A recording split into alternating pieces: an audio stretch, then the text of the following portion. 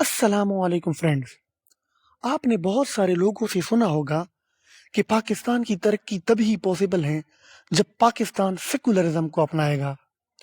दूसरी जानिब आप ऐसे भी बहुत सारे लोगों से वाकिफ होंगे जो कि सेकुलरिज्म को एक शैतानी तहरीक, एक कुफर का निज़ाम और लादीनियत समझते हैं।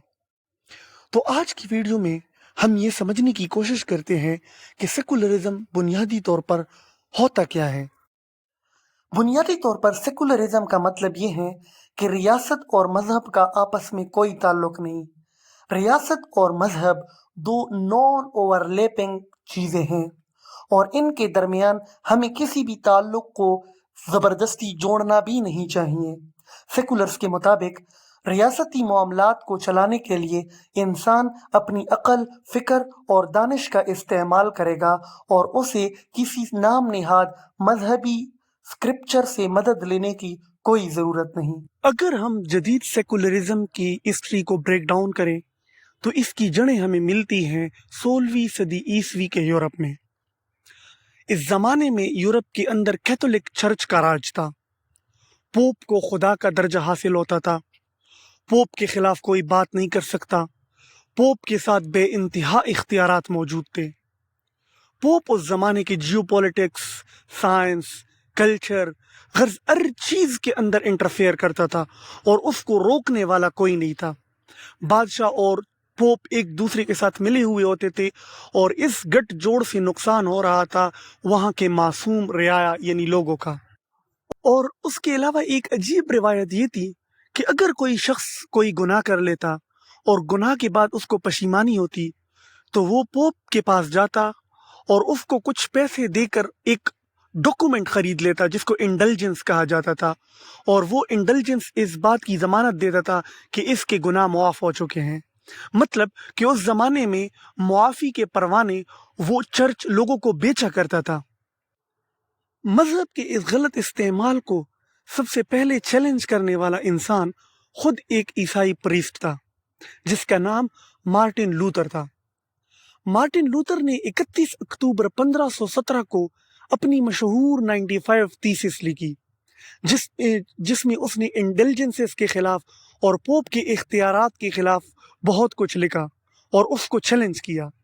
लिखने के बाद 31 अक्टूबर 1517 को उसने जर्मनी के एक शहर विटनबर्ग में एक चर्च के ऊपर उस 95 थीसिस को आवेजा कर दिया। मार्टिन लूथर की इस तहरीक से इंस्पायर होकर बहुत सारे लोग उसके साथ मिलना शुरू हो गए और यूं कैथोलिसिज्म के खिलाफ एक तहरीक प्रोटेस्टेंट और रिफॉर्मेशन के नाम से वजूद में आई। बाद में इस फिरके के लोगों को प्रोटेस्टेंट कहा जाने लगा। यह फिरका आगे चलकर खुद भी दो हिस्सों में तकसीम हो गया, जिसमें से एक मार्टिन लूथर के मानने वालों को लूथेरियन और जॉन कैल्विन के मानने वालों को कैल्विनिस्ट कहा जाता है। मुख्तसर ये कि उस ज़माने में ईसाइयत के अंदर बहुत सारे फ़िरक़े नमूदार हुए और इस तरह तसलसल होता है और शुरुआत होती है एक ना ख़त्म होने वाले फ़िरका वाराना जंग की। उस ज़माने में यूरोप के अंदर एक गलत ट्रेडिशन ये भी थी कि तमाम के तमाम लोग यानी एक मुल्क के तमाम की तमाम अवाम अपने बादशाह के फ़िरके को इख्तियार करती थी। मतलब कि अगर बादशाह कैथोलिक है तो अवाम भी कैथोलिक होगी और अगर बादशाह प्रोटेस्टेंट है तो अवाम भी प्रोटेस्टेंट होगी। मार्टिन लूथर की इंस्पायरेशन कुछ बादशाहों ने भी हासिल की और यूं कुछ बादशाह प्रोटेस्टेंट बन गए। अब उनके अवाम में बहुत सारे कैथोलिक्स थे और इसी तरह नेबरिंग रियासतों में भी बहुत सारे कैथोलिक्स थे। तो एक खाना जंगी सी शुरू हुई जो ना कि सिर्फ दो करीबी रियासतों के अंदर थी बल्कि उसके अलावा बादशाह और उसकी रियाया के दरमियान भी थी। इसके नतीजे में कई जंगें हुई और उस जंगों में काफ़ी खून बहा, लेकिन इसके हवाले से सबसे मशहूर जंग 30 ईयर वार है। 30 ईयर वार की शुरुआत 1618 में हुई थी और इसका इख्तिताम 1648 में हुआ था। मतलब कि 30 साल पर मुहित ये एक बहुत ही बड़ी जंग थी जिसके नतीजे में लाखों लोग कत्ल हुए। इस जंग के कॉन्सिक्वेंसेस को देखकर सन 1648 में यूरोपियन कंट्रीज के दरमियान एक मुआहिदा होता है जिसे तारीख में पीस ऑफ वेस्टफेलिया या ट्रीटी ऑफ वेस्टफेलिया के नाम से याद किया जाता है। सेकुलरिज्म की तारीख में ट्रीटी ऑफ वेस्टफेलिया या पीस ऑफ वेस्टफेलिया एक इंतहाई अहम संगी मील की हैसियत रखता है। ट्रीटी ऑफ वेस्टफेलिया या पीस ऑफ वेस्टफेलिया के मुताबिक तमाम रियासतों को अपनी सॉवरेनिटी मेंटेन रखने का हक था और तमाम करीबी रियासतों को ये इख्तियार नहीं था कि वो दूसरी रियासत के अंदर यानी उनके अंदरूनी मामलात के अंदर मुदाखलत रखें। और सबसे इम्पॉर्टेंट बात जो उसमें थी वो ये थी कि तमाम रियासत के रियाया यानी अवाम और बादशाह सबको ये इख्तियार है कि वो जिस भी मज़हब जिस भी फ़िरके को चाहे इख्तियार करें, और एक किस्म का फ्रीडम ऑफ रिलीजन पहली बार यूरोप के अंदर सामने आया। ये वो ज़माना था जब जॉन लॉक जैसे बड़े बड़े फ़लसफ़ी यूरोप के सरजमीन पर मौजूद थे। जॉन लॉक को आप जानते हैं, जिसको फादर ऑफ लिबरलिज्म कहा जाता है। जॉन लॉक के मुताबिक जब तक किसी रियासत का कोई मजहब होगा तो वो उस मजहब के लिए ज़रूर जंग में जाएगा। इसलिए रियासत को जंगों से बचाने के लिए ये ज़रूरी है कि रियासत का कोई मजहब ना हो। अभी तक यानी इस ज़माने तक पहुंचकर भी वर्ड सेकुलरिज्म किसी ने इस्तेमाल नहीं किया था, लेकिन ये ख्याल लोगों के अंदर उभर रहा था कि रियासत का कोई भी मजहब नहीं होना चाहिए। 18वीं सदी के इख्तिताम तक यूरोप में सेकुलरिज्म को मजीद तकवीत मिल जाती है। वो यूं कि 1789 में इनकलाब फ्रांस आ जाता है, जिसको फ्रेंच रिवॉल्यूशन कहते हैं।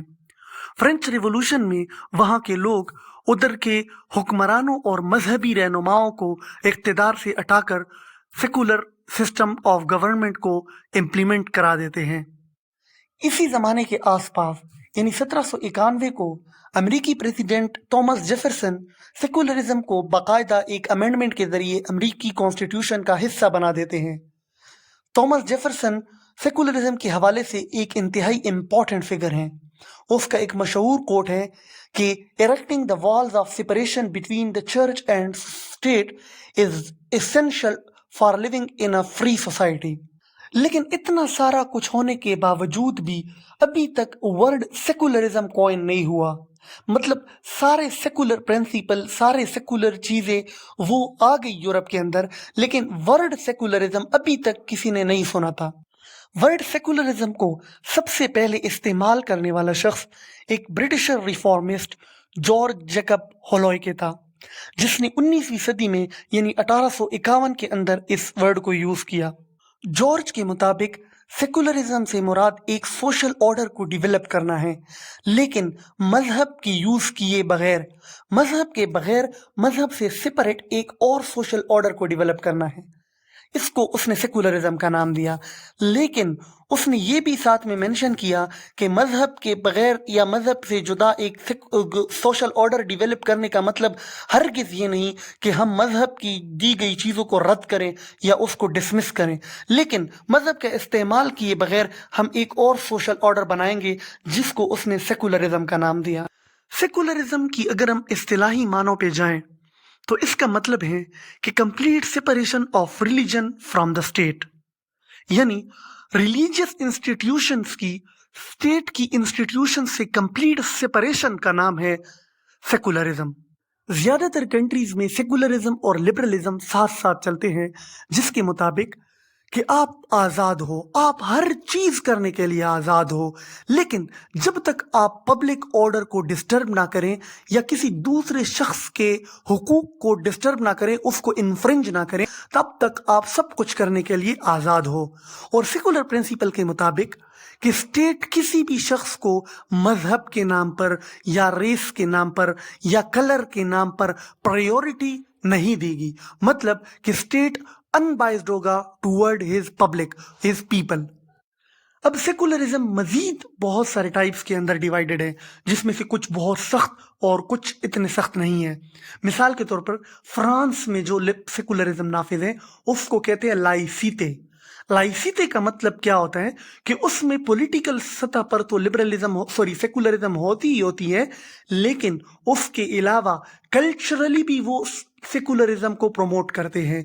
मतलब उधर आपको मजहबी आज़ादी तो हासिल है, बराबर की हासिल है, चाहे आप ईसाई हो या मुसलमान, लेकिन आप अपने मजहब को पब्लिक स्फेयर में नहीं ला सकते, बल्कि आप अगर अपने मजहब को प्रैक्टिस करना चाहें तो प्राइवेटली करेंगे। इसलिए फ्रांस के अंदर आप लोगों ने देखा होगा कि हिजाब के ऊपर भी पाबंदी आ जाती है, और इसी तरह बहुत सारी और भी जो मजहबी इल्मात या मजहबी रसूमात हैं उसको आप पब्लिक में लेकर नहीं जा सकते, क्योंकि वो मजहबी कल्चर को इम्पोर्टेंस नहीं देता, बल्कि एक सेकुलर कल्चर को प्रमोट करने की बात करता है। इसी तरह एक और इंतहाई सख्त टाइप सा सेकुलरिज्म की एक सख्त टाइप है जिसको कहते हैं स्ट्रिक्ट सेकुलरिज्म, या फिर उसको आप स्टेट एथियज्म भी कह सकते हो, कि इसमें पॉलिटिकली तो सेकुलरिज्म नाफिज होता है, कल्चरली भी सेकुलरिज्म नाफिज होता है, लेकिन वो रिलीजन को एक्सेप्ट ही नहीं करता। उसमें आप रिलीजन को प्राइवेटली भी जो है ना वो इस्तेमाल नहीं कर सकते, प्राइवेटली भी रिलीजन को प्रोफेस नहीं कर सकते, बल्कि वो भरपूर कोशिश करता है कि जिंदगी से रिलीजन को ख़त्म कर दे आपकी ज़िंदगी से। इसकी मिसालें ज़्यादातर जो कम्युनिस्ट टाइप के लोग हैं उनकी तारीख में आपको मिल जाएगी। फॉर एग्जांपल सेंट्रल एशिया में जो यूएसएसआर ने किया, या इसी तरह चाइना के अंदर भी इस तरह की चीज़ें अभी चल रही हैं। इसी तरह एक टाइप है लिबरल सेकुलरिज्म, जिसके मुताबिक जो ह्यूमन फ्रीडम है, ह्यूमन लिबर्टी है, उसको सुप्रीम वैल्यू हासिल है। इसकी 3 मेन पार्ट्स हैं। एक ये कि स्टेट आपको ट्रीट करेगा as equal citizen, state biasness का शिकार नहीं होगा, मतलब कि स्टेट किसी खास रिलीजन वाले को प्रायोरिटाइज या किसी खास रिलीजन वाले को सप्रेस नहीं करेगा, बल्कि स्टेट की नज़र में तमाम लोग बराबर होंगे। दूसरी बात यह है कि आप जो चाहे कर सकते हैं जब तक कि आप पब्लिक लॉ एंड ऑर्डर को ख़राब ना करें, या फिर जो है ना वो दूसरे इंसान की आज़ादी के तकद्दुस को पामाल ना करें। तो उसके दायरे के अंदर रहकर आप जो चाहे, आप क्रिसमस मनाना चाहे, आप ईद मनाना चाहे, आप रमज़ान मनाना चाहे, जो भी चाहे आप कर सकते हैं। और तीसरी बात जो इसकी है, लिख के रिलीजन का मुल्की मामलात के साथ कोई ताल्लुक़ नहीं होगा। तो ये है लिबरल सेकुलरिज्म।